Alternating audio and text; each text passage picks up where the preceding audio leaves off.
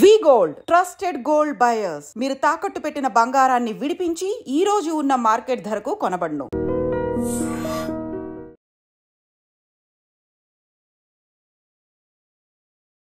Hi guys, welcome to I Dream. నేను చాణక్య. రీసెంట్గా ఒక ప్రీ రిలీజ్ ఫంక్షన్లో మరి ఒక తెలుగు ప్రొడ్యూసర్ మరి తెలుగు అమ్మాయిల్ని తీసుకోవాల్సిన అవసరం లేదు, మాకు వేరే లాంగ్వేజెస్ అమ్మాయిలే ఇష్టం అని చెప్పేసి కొన్ని కాంట్రవర్షియల్ మరి పదాలు అనేది కూడా జారారు. మరి ఇది ఎంతవరకు కరెక్ట్, మరి ఇది ఎంతవరకు ముందుకు తీసుకెళ్తుందో కూడా అర్థం కావట్లేదు. ఎందుకు తెలుగు ప్రొడ్యూసర్స్కి ఇక్కడున్న తెలుగు అమ్మాయిలు వద్దు అని అనుకుంటున్నారనే దాని గురించి ఈరోజు మనతో పాటు మాట్లాడడానికి మరి సీనియర్ ఫిలిం క్రిటిక్ అలాగే సీనియర్ జర్నలిస్ట్ అయిన భరద్వాజ్ గారు ఇప్పుడు మనతో పాటున్నారు. మరి సార్ నేను తెలుసు. హాయ్ సార్, నమస్తే సార్. నమస్తే అండి సార్, రీసెంట్గా ఒక ప్రీ రిలీజ్ ఫంక్షన్లో మరి ఒక వెల్ నోన్ తెలుగు ప్రొడ్యూసరే తెలుగు అమ్మాయిలు మాకు అవసరం లేదు, అదర్ లాంగ్వేజ్ వాళ్ళంటేనే ఇష్టం అని చెప్పేసి అని అన్నారు. దీన్ని ఎలా తీసుకోవచ్చు?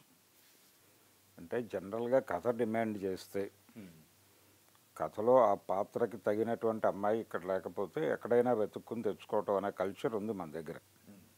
అలా కథ డిమాండ్ మేరకు వేరే భాషకి వెళ్ళి అక్కడి నుంచి అమ్మాయిని తెచ్చుకుంటున్నాము అన్నాడు ఆయన అనేది ఒకటి. అదైతే ఎవరు అబ్జెక్ట్ చేయాల్సినటువంటి అవసరం లేదు. కానీ అటువంటి వివరణలు లేకుండా ఆయన వ్యాఖ్యానం చేసుకుంటూ వెళ్ళిపోయాడు. అంటే ఆ నిర్మాతకి ఒక తెలుగు అమ్మాయిని ఇంట్రడ్యూస్ చేసి సక్సెస్ఫుల్ సినిమా తీసినటువంటి ఒక చరిత్ర ఉంది. దాంతో ఇప్పుడు అందరి దృష్టి అటువైపు వెళ్ళింది. ఆ అమ్మాయిని ఇంట్రడ్యూస్ చేసాడు కదా ఆయన, ఆ రోజుల్లో తెలుగు అమ్మాయిని నేను పట్టుకొచ్చాను అని చెప్పి చాలా గర్వంగా చెప్పుకున్నాడు ఆయన. నా సగర్వ సమర్పణ అన్నాడు ఆ అమ్మాయిని. తీరా ఇప్పుడు ఎందుకు ఇలా స్టాండ్ తీసుకున్నాడు అంటే, ఒకవేళ ఆ అమ్మాయి ఈయన సినిమాకి చేయనందా, లేదు ఆ అమ్మాయి ఇతర హీరోల సినిమాల్లో బిజీగా ఉండి ఇంకొంచెం పెద్ద ప్రాజెక్టుల్లో బిజీ అయ్యి ఈయన ప్రాజెక్టుని కొంచెం టైం అడిగిందా, దాంతో ఈయన ఏమన్నా గాయపడ్డా అనేది ఒక గొడవ. అంటే జనరల్గా చాలామంది ప్రొడ్యూసర్లు ఏం చేస్తారంటే, ఒక 3 సినిమాలు మాకే చేయాలి ఇలాంటి కాంట్రాక్టుల మీద సంతకాలు పెట్టించుకుంటారు. అలాంటిది ఏవైనా జరిగి దాన్ని వైలేట్ చేశారా, అదైనా లీగల్గా ఫైట్ చేయొచ్చు, ఓపెన్గా మాట్లాడచ్చు. ఎందుకు ఆయన నర్మగర్భంగా మాట్లాడాడు అనేది గొడవ. ఇప్పుడు అమ్మాయి ఈయనకి సినిమాలు చేయడానికి కాంట్రాక్ట్ ఉంటే ఓకే, దాన్ని వైలేట్ చేసిందని చెప్పి గొడవ చేయొచ్చు, నేరుగా పేరు పెట్టే మాట్లాడచ్చు. అప్పుడు కూడా లేదు, తను సినిమాకి డేట్స్ ఇవ్వనంత బిజీ అయిపోయి ఉంటే ఒక పద్ధతి ఏంటంటే, నేను ఇంట్రడ్యూస్ చేసినటువంటి అమ్మాయి నాకే దొరకనంత ఎత్తుకు ఎదిగిపోయింది అని ఆశీర్వదించి ఆనందపడవచ్చు. అది సంస్కారం అనిపించుకుంటుంది. కానీ ఇలా మాట్లాడటం అనేది ఇబ్బందికరం. అంటే ఈయన పలచన చేసుకోవటమే.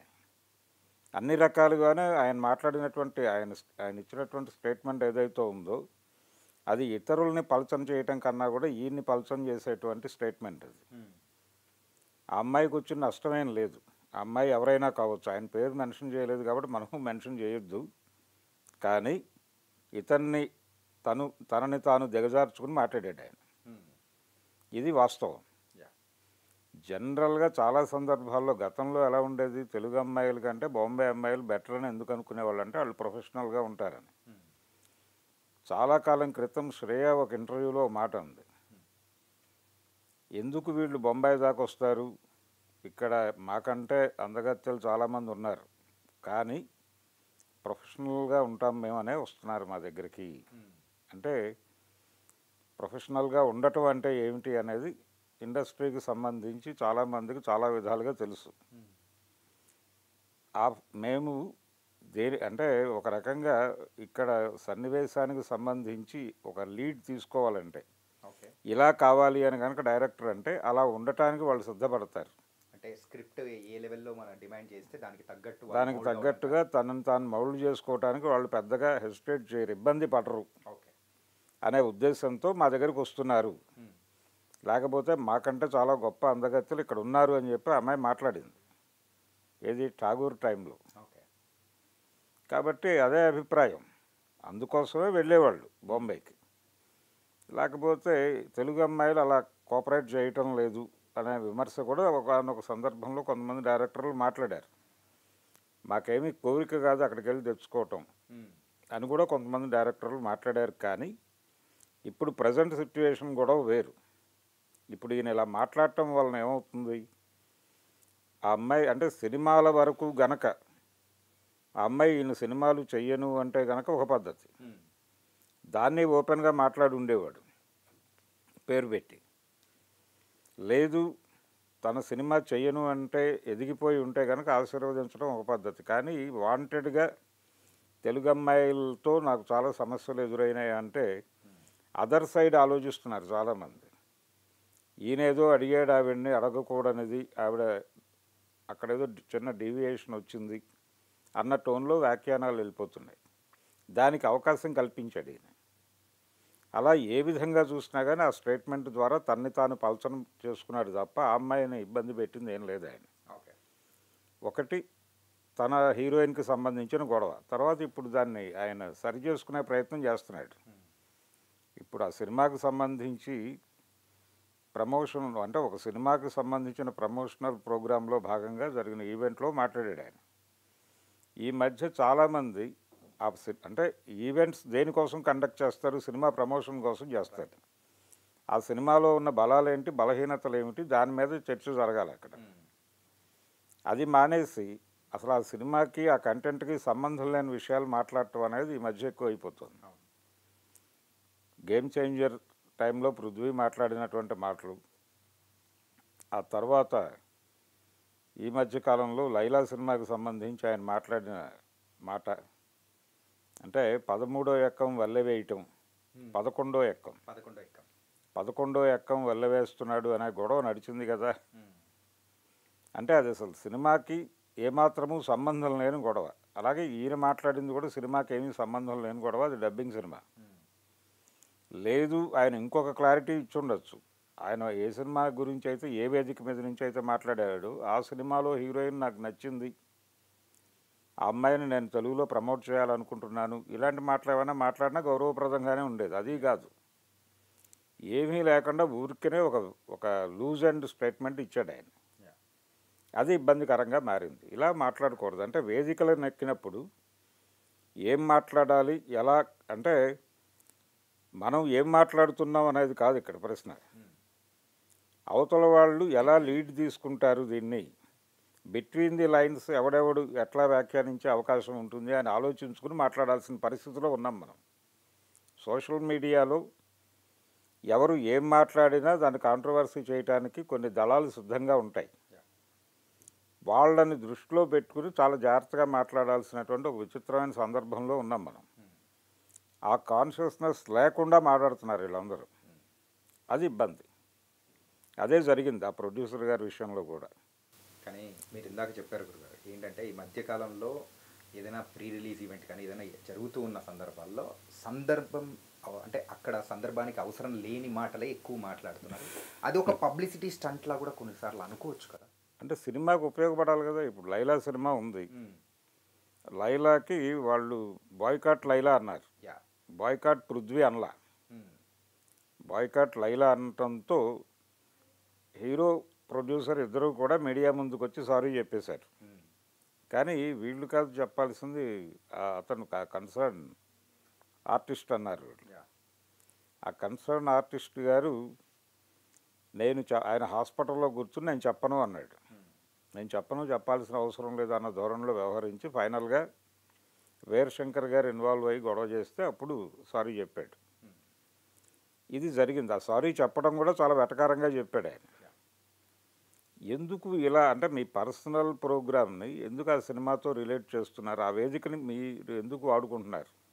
రాజకీయాలు మాట్లాడటం తప్పేం కాదు, రాజకీయం మాట్లాడటము తప్పు కాదు. ఈయన అన్నట్టుగా హీరోయిన్స్తో ఏదన్నా సఫరింగ్ ఉంటే దాని గురించి వేదికల మీద మాట్లాడటము తప్పు కాదు. కానీ ఆ కాంటెక్స్ట్లో ఉండాలి. అది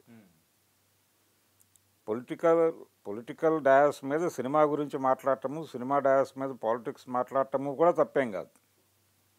ఏదైనా ఎక్కడైనా మాట్లాడచ్చు, కానీ కాంటెక్స్ట్లో ఉండాలి కదా.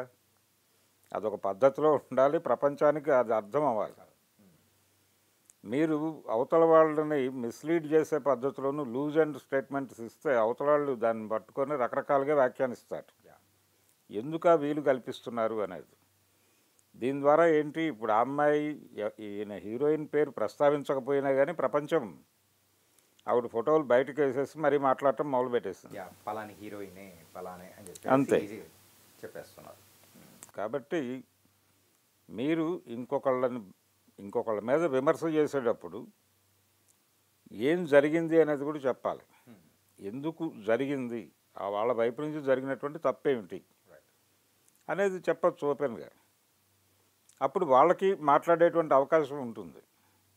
అయ్యా మీరు ఇలా అనుకున్నారు కానీ ఇది ఇలా కాదు అని ఏదో చెప్పుకుంటారు. వాళ్ళ వెర్షన్ ఒకటి ఉంటుంది కదా.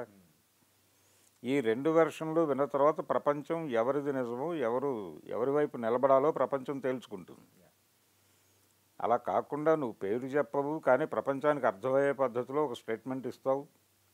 నువ్వు ఇచ్చిన స్టేట్మెంట్ నుంచి ఆ అమ్మాయి ఎవరో ఈయన ప్రకటన వెలువడిన మరుక్షణమే మార్కెట్లో వచ్చేసింది. ఆ అమ్మాయి పేరుతో కథనాలు మొదలైపోయినాయి. తను ఈయన సినిమాలో యాక్ట్ చేసినటువంటి హీరోతో పాటు ఇంకొక పెద్ద హీరో సినిమాలో చేస్తోంది. ఈ మధ్య వరుసగా 2 హిట్లు కొట్టినటువంటి ఒక హీరోతో చేస్తోంది. ఆ ప్రాజెక్టుల్లో బిజీ అయిపోయి తన సినిమాని నెగ్లెక్ట్ చేసిందా అనే సందేహం ఒకటైతే అది గౌరవప్రదమే. దానికంటే ఇంకేదో ఈయన ఎక్స్పెక్ట్ చేస్తే అది అవ్వలేదా అనే వైపు వెళ్ళటం అనేది చాలా హార్డ్గా అనిపిస్తున్నటువంటి అది నడుస్తోంది. ఆ చర్చ నడుస్తోంది. ఆ చర్చ జరగడానికి అవకాశం కల్పించింది మీరే. ఎందుకు అలా చేసుకుంటున్నారు, మిమ్మల్ని మీరు ఎందుకు పలచన చేసుకుంటున్నారు అని ఆ నిర్మాతను అడగటం తప్ప మనం చేయగలిగింది ఏమీ లేదు. తప్పిది. అంటే ఏ డయాస్ మీద నుంచి మాట్లాడుతున్నాం అనే స్పృహ ఉండాలా. రెండోది మాట్లాడే విషయం కాంటెక్స్ట్లో ఉండాలి. అవి రెండూ లేకుండా ఏది మాట్లాడినా అది వివాదం అవుతుంది. అది సినిమాకు ఉపయోగపడుతుంది అనుకుంటే భ్రమే. సినిమాకు అవి ఉపయోగపడవు. సినిమాకు ఉపయోగపడే విషయాలు ఏవైనా మాట్లాడే పద్ధతిలో మాట్లాడాలి. వివాదం చేస్తే సినిమాలు ఆడేస్తాయనేది భ్రమ. ఓకే, నైస్ గురుగారు. ఏంటంటే ఈ ప్రజెంట్ ఈ చర్చ అనేది ఎక్కువగా జరుగుతుంది కాబట్టి దాని గురించి పలు రకాలైన రూమర్స్ అనేది కూడా తిరుగుతున్నాయి ఇండస్ట్రీ వైజ్. అవును, దానికి తగ్గ క్లారిటీ ఎప్పుడు వస్తుందో కూడా మనం వేచి చూడాలి. క్లారిటీ లేని రావండి, ఏం రాదు. ఎవరి ధోరణిలో వాళ్ళు వెళ్ళిపోతున్నారు. అంటే ఇప్పుడు ఒక రకంగా అతను ఒక తృప్తి పడవచ్చు. నేను ఎవరిని టార్గెట్ చేయదలుచుకున్నానో వాళ్ళని మార్కెట్ గుర్తించి రోడ్డు మీద పెట్టేసింది, రకరకాలుగా మాట్లాడేసుకోవడం జరుగుతోంది. అది ఇతనికి తృప్తి కలిగించవచ్చు. ఆ తృప్తిలో ఉండుంటాడు ఆయన. తృప్తిలో ఉండి ఇలా కాదులేండి నేను అలా అనుకుని మాట్లాడలేదు, ఇలా అనుకుని మాట్లాడలేదు అని మాట్లాడుతున్నాడు. కానీ జరగాల్సిన నష్టం జరిగిపోయింది. అవతల వాళ్ళ క్యారెక్టర్ని అసాసిన్ చేసేటువంటి హక్కు నీకు ఎవరిచ్చారు అని ఆ అమ్మాయి రోడ్డు మీదకి వచ్చి అడిగితే ఏం సమాధానం చెప్తాడు ఈయన? అది తప్పు. అవతల వాళ్ళ స్పేస్లోకి వెళ్ళి మాట్లాడదలుచుకున్నప్పుడు పూర్తి క్లారిటీతో మాట్లాడాలి. అది నైతికత అనిపించుకుంటుంది. Thank you thank you.